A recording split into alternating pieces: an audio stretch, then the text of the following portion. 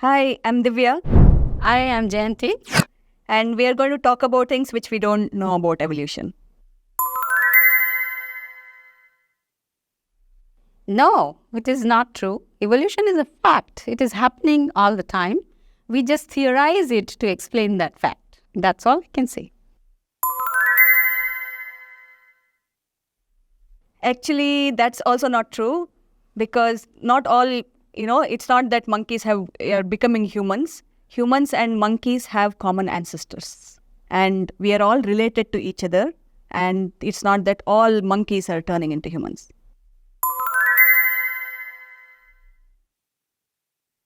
Yes, you can say that evolution acts randomly on individuals, but it also depends on what kind of genetic constitutions and other constitutions that individual has to actually perform best in that environment.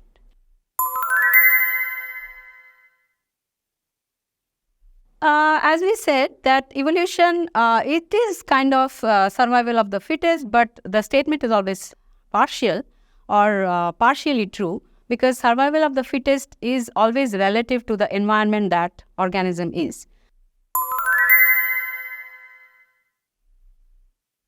No, that's not true. Unless you are meaning to say designer is evolution. So there is no one, designer or like an intelligent being sitting there and designing structures or complex organisms. What we can think of is evolution as a tinkerer, which tinkers an existing pattern or organism, and it tinkers to gives it a slight advantage in that particular environment. That is absolutely not true. You can think of, when we talk about evolution, we talk about evolutionary tree, and it is, as you can see, that everything is interconnected and one evolves from another, but the partition can happen in multiple ways. So we cannot say that evolution is a linear process. Maybe if you take very few ancestors, you can conclude that evolution may be linear, but not on the whole when you see the whole picture.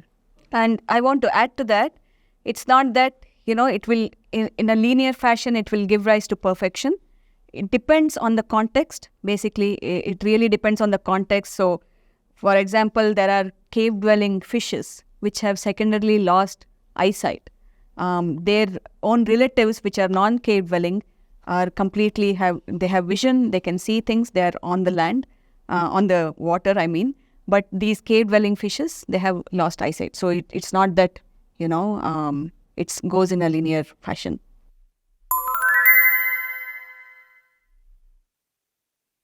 That's not true again. There are transitional fossils in various species. Say, for example, if there is a horse which we are seeing, the current existing horse, there might be relatives or extinct forms of that horse which might look very, very, very different from that horse. So we have found several fossil records which shows that there is a transition where the current form right now has existed. Yeah, I would like to add to that. So there are very famous fossil forms. One of them is called Tiktaalik. Tiktaalik is a transitional form between the fishes or life in water to the transition to the land. It was a very famous fossil that was found, which actually supports this transition theory that we have.